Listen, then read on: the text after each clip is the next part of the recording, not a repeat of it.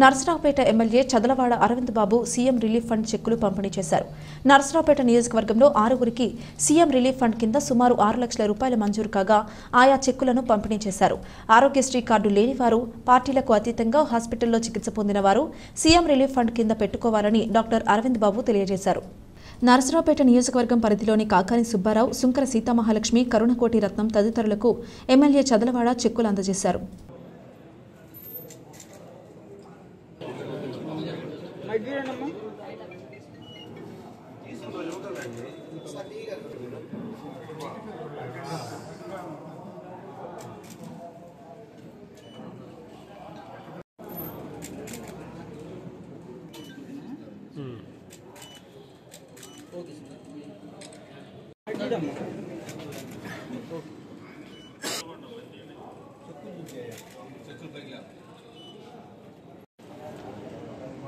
Sir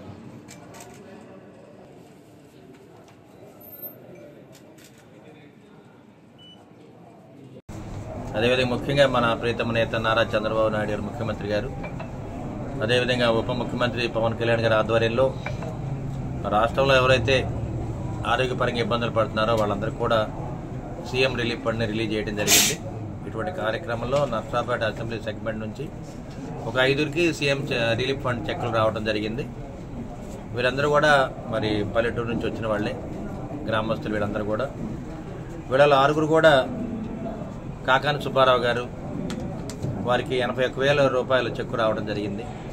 అదేవిధంగా సుంకర సీతమ్మ, అదేవిధంగా కోటెత్తమ్మ గారు, మేరీ భాగవత్ గారు, సునీత గారు, వీళ్ళందరూ కూడా 6గురికి ఒకరికి 81,000 రూపాయలు చెక్కు రావడం జరిగింది, ఒకరికి 61,000 రూపాయలు, ముగ్గురికి 1,00,000 రావడం జరిగింది, ఇంకొకరికి 60,000 రావడం జరిగింది. అంటే ఈ 6గురికి కూడా మరి మన ప్రీతం నేత నారా చంద్రబాబు నాయుడు గారు ఏదైతే ఆరోగ్యపరంగా ఇబ్బందుల్లో ఉన్నారో వాళ్ళందరూ కూడా ఆదుకోవడానికి సీఎం రిలీఫ్ ఫండ్ రిలీజ్ చేయడం జరిగింది.